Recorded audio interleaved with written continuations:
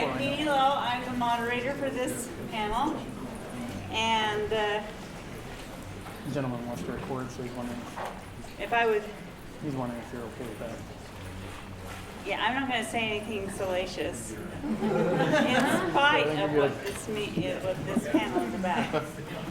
No, so the first thing I want us to do, because I'm pretty sure I have to stand up so you can see me, is I want us to introduce ourselves. So I'm Dene Low. That's how I say it, is Dene. And I have written a lot of romances, and I really like them, but one of the prompts that comes with this panel is that romance is part of just about every kind of literature. And I firmly believe that as well, so it is doubly important for us to talk about it. And I'm going to turn the time over. We'll go, Dan, do you want to start there? Ladies first. Are you hiding? Okay. I'm AJ Klaich. I write primarily fantasy, but I also have a couple of romance novels in the works, and that's it. Stan Crowe, I think they picked me for this panel because I have 9 children. They figured I knew more than just about biology. I have written several romance novels. I recently actually completed 3 co-authored murder mysteries with a friend of mine. I've done a little bit of sci-fi and fantasy, working on children's YA sci-fi. It's still way in the process. My name is John LaForce. I write romance novels under a pen name. I figure it's the fact that I'm a Marine, and so they have me here to discuss sex. Could be if under 18s. All right, so I haven't mentioned romance in different types of literature, but why do you think it is, ask these people, why do you think it is that love, sex and romance are an integral part of every type of literature, except nonfiction? They're an integral part of the human condition. Okay. Human condition. I would say that of a lot of the intimate relationships people are capable of, love and romance is one of the few that everyone has the potential to have. Not everyone can have good parents. Not everyone can have children or siblings. Not everyone lives long enough in the same place to have a close friend nearby, but everyone has the potential to fall in love and have that kind of relationship. And so, like he says, it's universal. Okay, universal. There's also the idea that it's such a powerful emotion. I mean, think about how much literature, how many songs, how many movies get devoted to the idea of love, which is, it boils down to an emotion. But it's a very powerful emotion that drives people to do all sorts of things, including things that they would normally not do, including things that go against survival instinct. And when you've got something that is that powerful across that big of, across the entire world, it's going to get attention, including in literature. Okay. I absolutely agree with all that. How many here have seen The Hitman's Bodyguard? Show of hands. Saw the trailer. Okay, a few. Rest of you, please do yourselves a favor and go see it. One of the most important scenes in the movie is Samuel L. Jackson lecturing at Ryan Reynolds about how love drives everything else that happens. And he's right. How many stories do we look at where love or romance or intimacy between two people is what creates the conflict and the friction that drives the rest of the story? It provides the conflict that we want to read about. How do they overcome it? What do they do to get past those rough spots? Okay. All right, so we've mentioned that love and romance and intimate relationships are very motivational. And what other types of literary elements does love and romance and sex have to do with, and how can you use it besides just motivation? Yeah, I think one of the reasons that humans tell stories is because we're social creatures. And the best stories that I've read, anyway, are the ones that tend to resonate with me. When we're getting into a relationship of any kind, especially a romantic relationship, that can get messy really, really fast. It's complicated. There are a lot of questions, a lot of unknowns. That's why we have dating websites, and that's why Anyway, but the point is I think we're all looking for answers, and there's not really a silver bullet for how do I fall in love, or how do I get this person to be interested in me.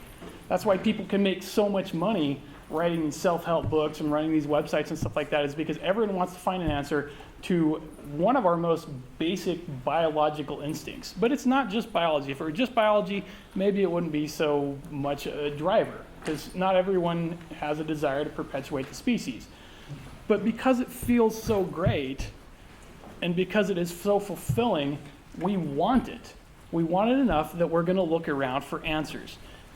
And if we can tell good stories, stories are all about, like he said, solving conflicts. And if we can solve conflicts about romance, then that gives us hope. You know, if those characters got through that, well, then maybe I can. How did they do it? How can I do it?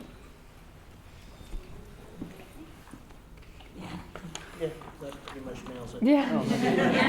Okay, so that's the end. Now, That's why I have 9 kids. so, can you think of any good examples in literature of a really great love story or romance?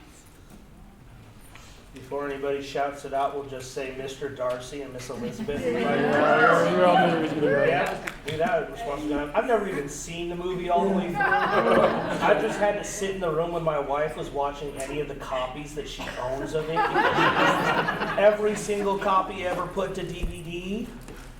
The BBC version isn't bad. I still prefer the Karen Knightley one. She likes the 12-hour one that lets her eat ice cream the whole time. That's not the way. I don't argue with it. I just provide the ice cream and step away slowly. But that is a conflict right there that women can relate to. My husband or my significant other is an arrogant, egotistical jackass. How do I deal with him?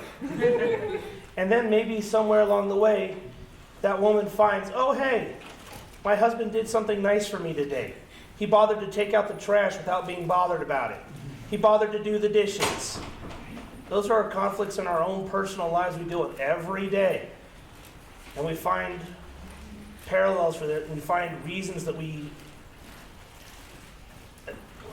don't want to say assimilate, but we find common cause with those characters. It's okay to say assimilate, because Borg need love too.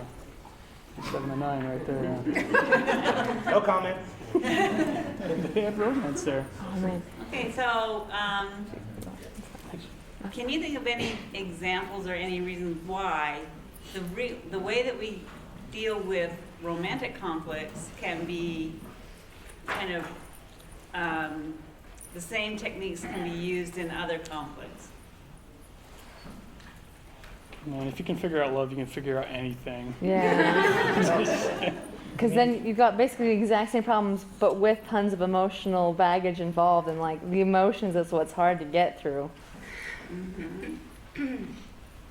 Okay.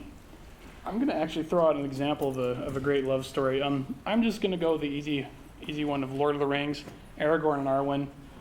One of the great things about that is the fact that Arwen is so invested in her love for Aragorn that she's willing to give up immortality. And I think that's one of the things that makes romance so enduring and so endearing, is the fact that it demands a sacrifice of both parties. And the fact that you're willing to make that sacrifice, the fact that Arwen was willing to give up her picturesque life with the elves for this guy who had, run from his kingdom, run from his destiny, was living a roughshod life, the fact that she still loved him anyway and gave up all of that, why do you do that? And yet she did. And, it worked out well in the end. He was restored to his heritage, but part of that was, and we were discussing this on a panel this morning, it was that Aragorn was redeemed, at least in part, by Arwen's love. He knew that she had higher expectations of him than he had of himself, and in the end, he made a sacrifice of his own, and he stepped up, and he did take that kingdom on himself that he did not want. And a lot of it had to do with Arwen, who had already made that first sacrifice. Oh, sorry. No, You it's should have just perfect. said It's it. perfect. No, You did way John. better. Okay, so that's the end. No. The entire panel. So this idea of sacrifice is overwhelming. It's huge. It's all encompassing. It can be life sacrifice. It can be effort. It can be something else. But it seems that when we deal with love or romance, we're dealing with some kind of sacrifice, right? So what other types of interaction besides just sacrifice, or even well, whatever, it just went out of my head. I had it really good. So what other types of emotions or interactions do you have besides just sacrifice? That makes things interesting when you have romance and love. Everyone's looking at me. Okay. Well, for a different route, one of my favorite romances is Jane Eyre, and woohoo! Yeah. And yeah, one of the reasons I love it is because Jane is desperately in love with Rochester, but she places valuing herself above that, and so she leaves him until he can fix himself. And then it's the I hear his name calling me across the moors, I shall run to him, magic like roll your eyes if it was written in modern day, but it's still great. And then she goes back to him, and he's been duly punished, like he loses a hand, he's blind, all these terrible things to pay for having a crazy wife and locking her in the attic.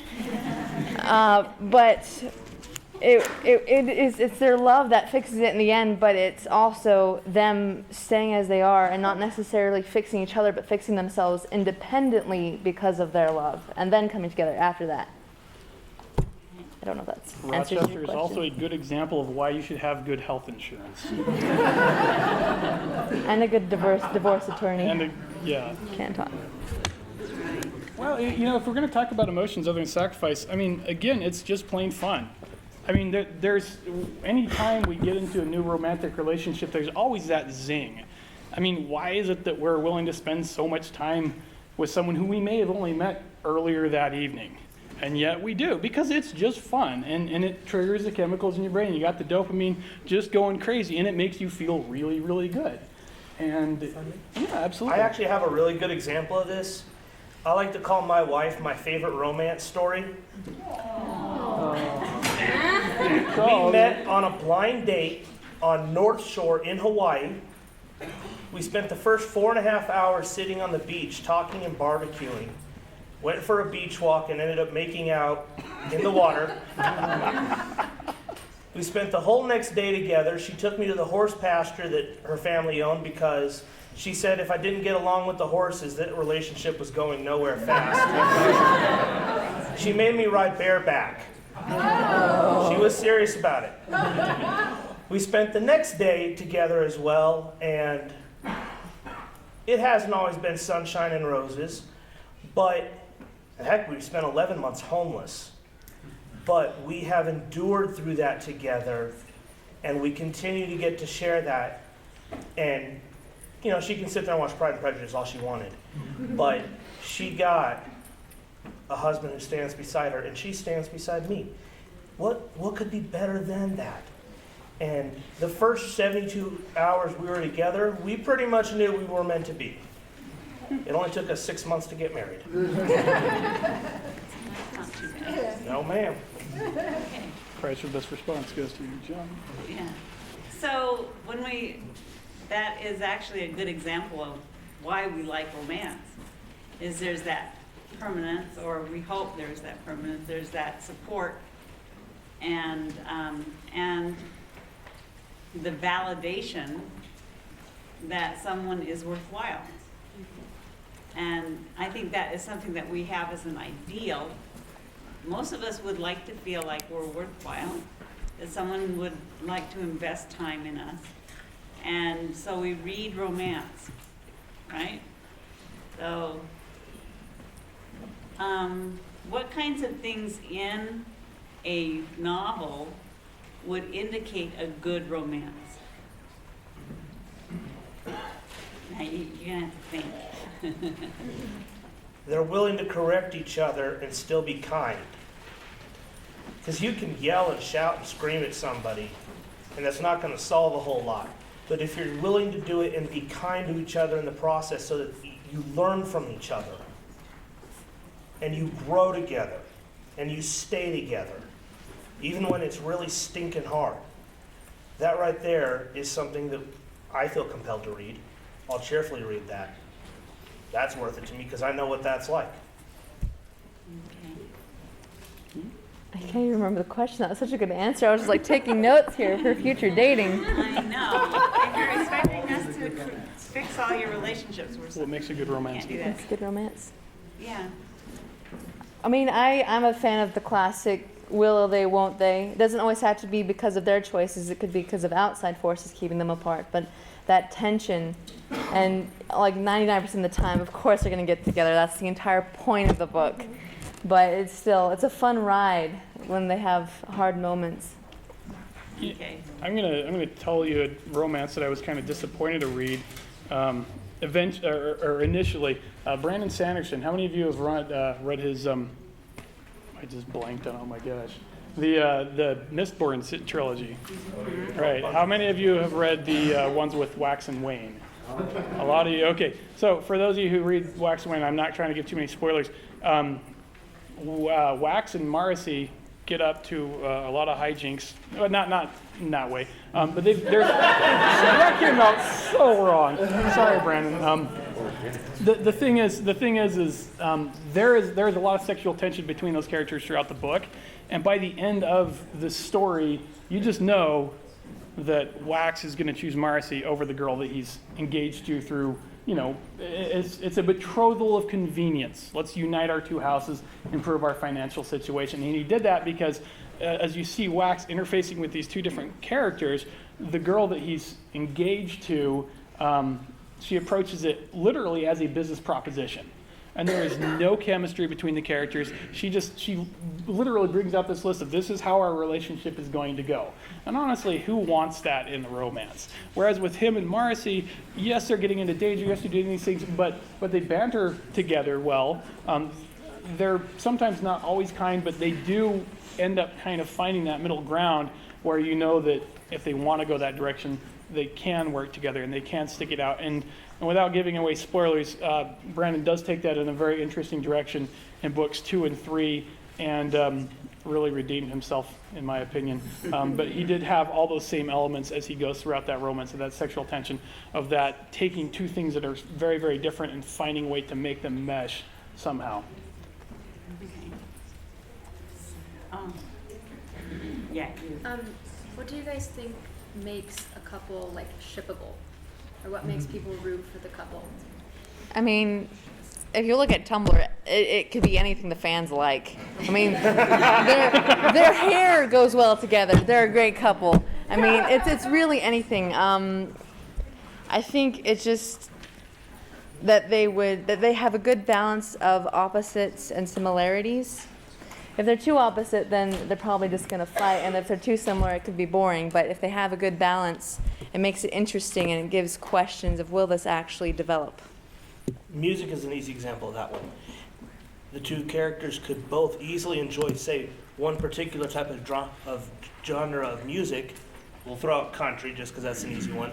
But then let's say their interests split and one goes heavy metal versus classical. Where do they still find common ground and cause with each other? Or do they teach each other about those things and create those bonding moments? So what are some of your favorite things in romance? You. I hope this will be of general interest. I started out writing a science fiction novel, alien invasion, ESP, all that. And I find myself with multiple couples writing a bunch of romantic stuff in it. And so my question is, how do I decide where to draw the line so I don't end up with a romance novel? I want a science fiction novel. I'd rather engage in romance than science personally. So, I think one of the most generalized definitions of romance is the main story arc, and the main resolution is about romance. Either that couple getting together or that couple completely splitting apart. There are plenty of books, you can't even name them all, that have romance as a subtext. which is perfectly fine. It's perfectly natural. So write your sci-fi. If your main plot and the resolution is about something science fiction related, it's going to be a sci-fi with romantic elements. That happens all the time. So that's all you got to answer is, what is my main plot? What is it resolved based upon? If you look at David Drake's Raj Whitehall series, romance forms a subplot between each of the different characters and how they interact with particular people. But the overarching story is the conquering of a planet. The romance simply plays second fiddle to that. And so long as you keep it focused, like he said, on that main story arc of here's what we set out to do, conquer the planet, you can have those elements in there and it's going to still work and succeed. More questions? Love triangles. How do love triangles fit? Is it easier to know? That's how people In my understand. You don't do them? No. Oh yeah. Well, they can be very messy, but they get done all the time. Again, what are you trying to accomplish with that? I mean, in my book Autumn Wings, I wrote a love triangle. It was really interesting because I ran it by a writing group as well, and they did not like the original version. And I found something interesting, that women writers can get away with writing women that have interest in two men, and of course they're going to get together with just one. But as a male romance author, you cannot write a male character that has a romantic interest in two women, or they will crucify you. So, I cannot tell you how much flack I got for that. So I literally had to change that love triangle where the one girl, I mean, he initially had that interest, but I had to pull back the interest, and so the other girl ended up as a just friend throughout the whole thing. And there was a hitch at the end where he found out that he could have chosen her anyway, and he had a really good reason to choose her, but he ended up going, of course, with the girl he had been pursuing throughout the entire thing. So love triangles get really messy. Think of them in an upside-down triangle where it's unstable and could fall either way. They take practice. They can get literally messy if you defenestrate one of the characters. We have a question in the back. Yeah, thanks. I can see in space of us that said that romance and love makes everyone feel good. And so if it does, how important is heartache in expressing love, sex, and romance? That's a good question. So one of the things I'd say with heartache is that it has to do with an element of conflict. And conflict is essential to a story. So if you can get some heartache in there, you're going to make a much better story that's going to be more interesting. Even Justin Bieber knows to write songs about heartache. How many Poison songs, how many hair metal songs have ever been written about heartache and, falling out of love? It's not just country music, it's not just R&B. We find it all over. It's still a part of the human condition. How Use do it. you, how do you do it, though? I appreciate that with Justin Bieber, but as an author, how would you do that? Well, for one thing, if we used his love triangle, you're going to have conflict and heartache. If you don't have any heartache, then you really don't have much of a story that is going to be The interesting. greatest heartache would be a person you love dying. Do you ever kill off a character just to make it sad? Happy? I'm actually going to field that one because my book Autumn Wings that I mentioned with the love triangle, he starts the book as he is coming off his depression, having lost his wife of 2 years. And so the difficult part with that is because depression is a very real and also very powerful emotion, you have to know what you are writing, you have to know what that heartache feels like. And even if you don't, you go and find people who know what heartache feels like, and you talk to them, you take copious notes. The other problem that you can run into is it's really, really easy to overdo it. To go really hyperbolic in anything and everything that you write, lots of superlatives, and it's easy to make it seem fake. And so how to do it is you research it, and then you practice it just like anything with writing, and then you find ways to bring out the nuance. For instance, the one character, I just inserted a little bit about how he could hear his parents whispering about medication and therapy. People would be careful about mentioning his dead wife's name around him. Just little things like that. You don't have to put it in the reader's face for them to get it. But as far as heartache and why we have it is what's the value of love without heartache? If you don't hurt when you lose someone, did you really care about them in the first place?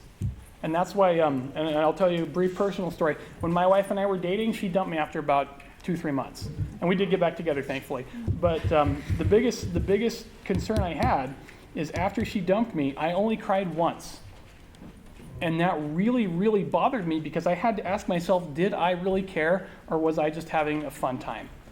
And that caused a lot of soul searching. So yeah, heartache is important because it basically defines the value of that romantic relationship. It shows how much we've invested. Yeah, I wanted to bring something up and also ask a question with it. So along the lines of heartache, I was thinking about what you said about Arwen and Aragorn. And there was some heartache even within that relationship, even though it was working well. And it just made me think, I think it's important for us to remember that love, sex, and romance are not always pleasant. They're not always happy. And very briefly, my husband got in a motorcycle accident several years ago, and I thought I was going to lose him. And that brought all kinds of very complicated emotions because I realized I was relying on him. And by relying on him, it pulled me away from him, even though he survived, and he's fine. It pulled me away because I didn't want to rely on somebody that much. And so I wanted to find out from you guys, what do you do to deepen love, sex, and romance to a deeper level like that without it seeming trite? Does that make sense? Just wanted to see how you do that. You already gave a good answer. Well, I was going to say that, they talk about romance and saying that you have boy meets girl, boy loses girl, girl loses boy. There are just so many things you can do with two people, right? And that's one reason why we like to add another complication in there, another person. So you have a love triangle or something like that. But there really is no end to the number of ways that people can experience something, because everybody experiences something individually.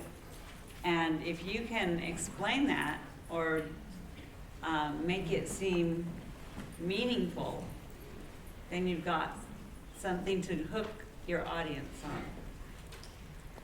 Anyway, so go on. There's also a certain level of shared suffering and shared bonding experiences that couples can go through. And it can be big stuff, it can be little stuff, but there's points where you have to open up and begin to trust them enough to share with them your secrets, the things that make you tick and make you who you are. Because at the end of the day, nobody will ever be able to hurt you any more than somebody that loves you and knows you deeply. And until you let the walls down enough for them to come inside and get to know everything about you, that trust isn't quite fully there. Once those walls are down, though, it's extremely vulnerable feeling, and there has to be the trust reciprocated. I'm not going to hurt you. You're not going to hurt me. We love each other too much for that. And that, building up to that takes time. Yeah, I was just gonna add on that. It comes slowly. Like purely for writing, it could be a character naturally has the other character's favorite food ready for them because they know it's the bad day. Small things that you have in a normal relationship because it shows that they've come to know the other person, they've come to care for the other person, and they're already ready. They're already there. It doesn't have to be dramatic declarations of love like Aragorn and Arwen. Like they don't really, they never really talk about their relationship all that much. But it's very deep. I mean, like you said, they sacrifice a lot for each other, and it's because it's slowly brought in over time. It's brought in through small acts of love and kindness and combined suffering. Yeah. Question. Along those same lines, how do you get people together in a short time frame when that normal kind of progression of courtship and little acts of romance happens? And often sex gets used as a cheap shortcut for that. But how else have you seen it done, or have you done it? You send them to BYU. Well, without boring them, how do you do that? What can provide conflict? In the case of one of my novels, it involved she gets taken hostage and her boyfriend happens to be a door kicker. They just went through the equivalent of their first real couples fight, and he gets told, hey, we need you to go kick this door in and go rescue hostages. He comes to rescue her. She didn't know that's what he did for a living, and she has to see him in what is essentially his very worst, when he literally cut somebody in half right in front of her. That is one way to help a couple get together, is learn just how far they'll go for each other in a very short amount of time.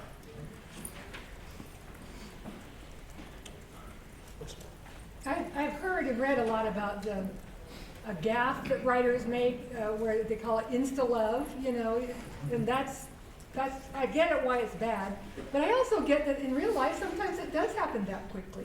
So I guess my question is, where do you draw that line about how, you know, we kind of actually idealize that kind of love that's you know, we knew right away that we were meant for each other.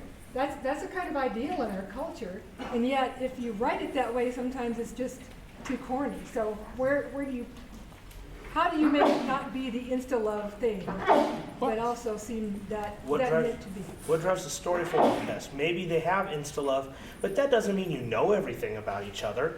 I've been married 5 years. She still doesn't know every little facet of my personality. She knows enough that she knows me better than most folks. But you can still draw out and show a couple learning about each other. Maybe it's that she sucks at baking, but she will do anything to try and bake cookies for him, even if, you know, she put in like 3 tablespoons of salt when she really should have only put in a half teaspoon. And he's gonna suck it up and eat those cookies anyway, just because he loves her. That's a point where there's friction and there's conflict in a story, and that's part of what helps them grow and bond. And along those lines, even if you do an insta-love, I mean, it doesn't even have to be an interpersonal conflict. It could be an environmental conflict, like a hostage situation.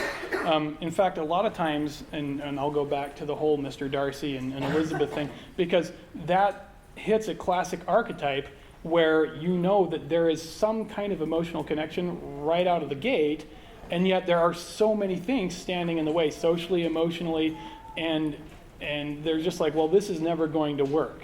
And so they have to spend time kind of dancing around, figuring out, why do I have this attraction to this person?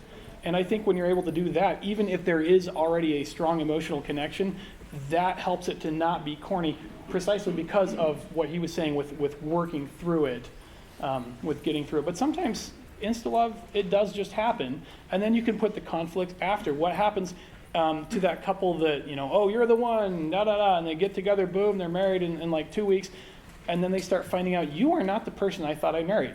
What happens when you wake up the next morning after your honeymoon and you have no idea who that is in bed beside you?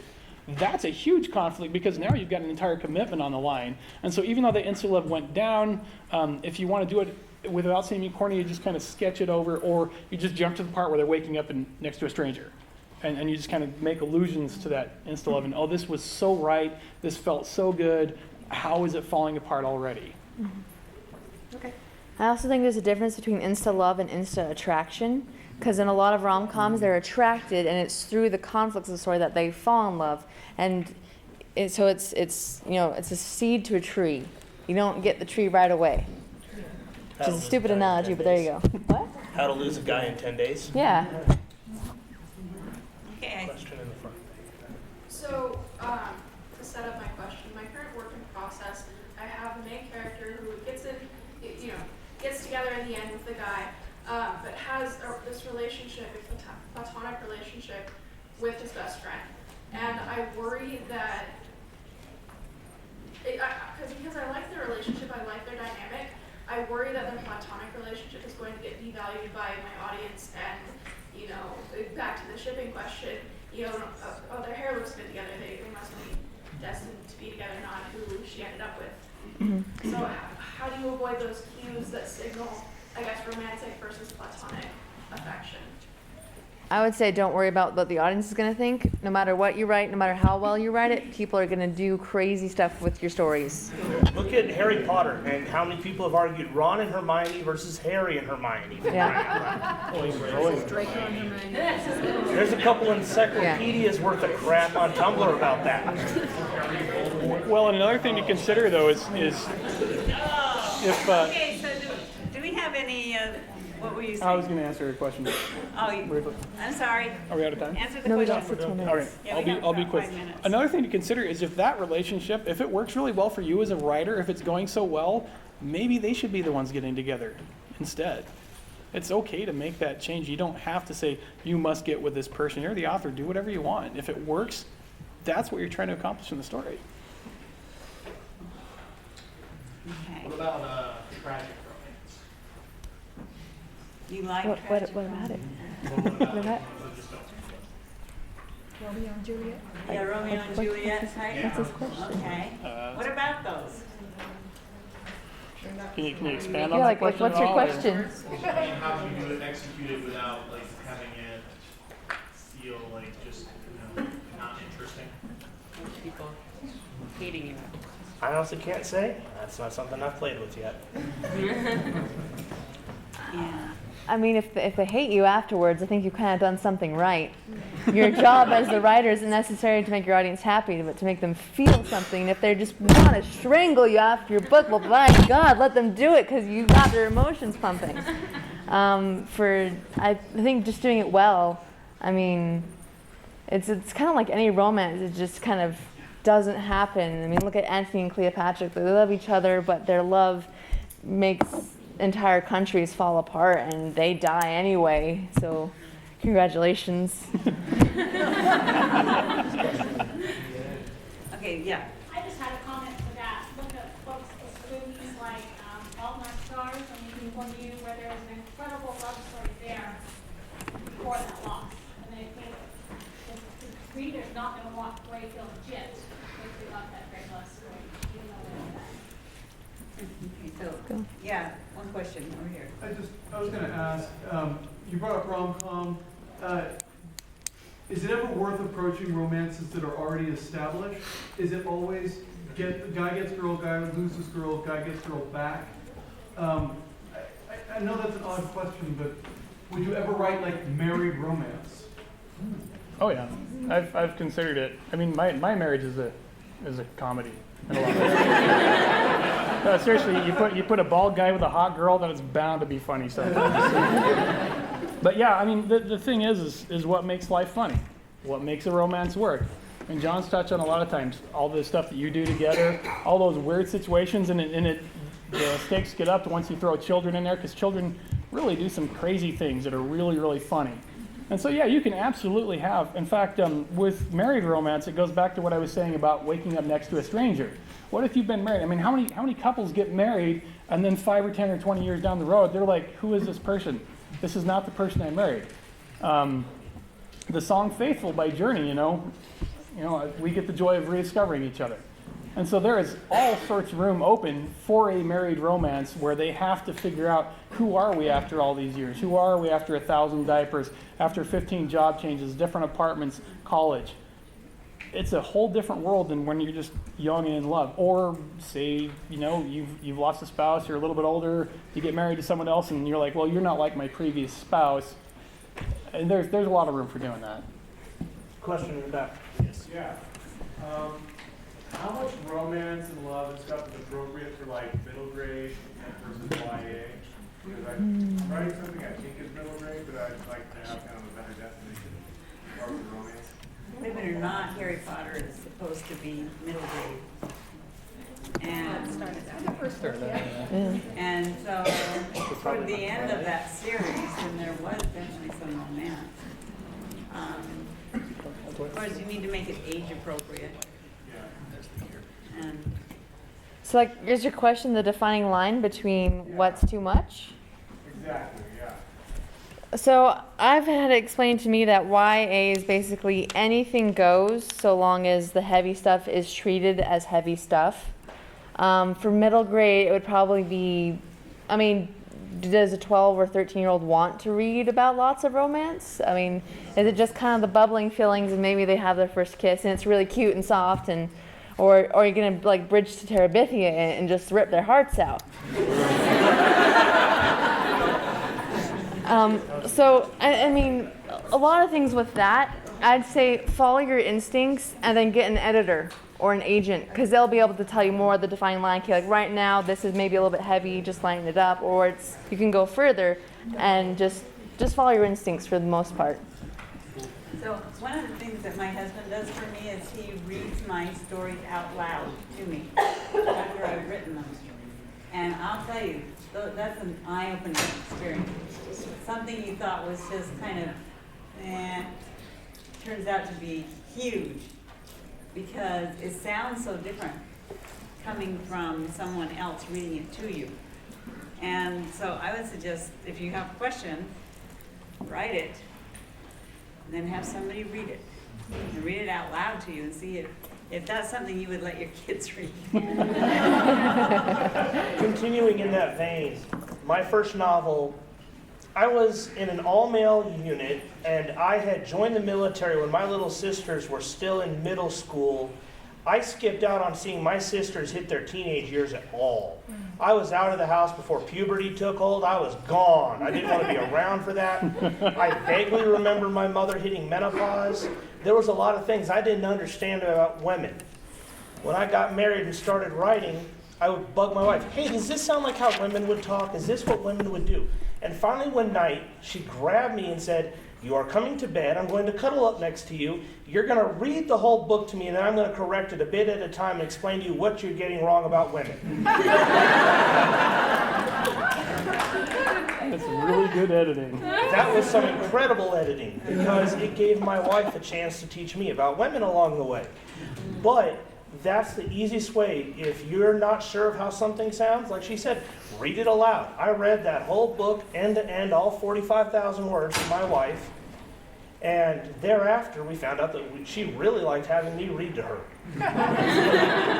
And I continue to do that for her.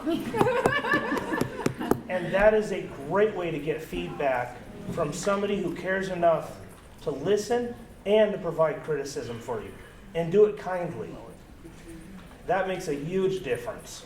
Men that are writing romance, if you have wives or women in your lives, absolutely tap them as a resource. Absolutely. Do not ignore their feedback. Go to them. Go to them. Do exactly what he said. And vice versa. Bring chocolate if necessary, fellas. So one of the things that has happened recently is I read a book where the guy did not get women at all. And that was so painfully obvious that I would very much recommend what they were saying about getting another person of that gender to tell you if you got it right or not. Okay, so we have less than 3:45. We are overtime. Yeah. So thank you to everybody.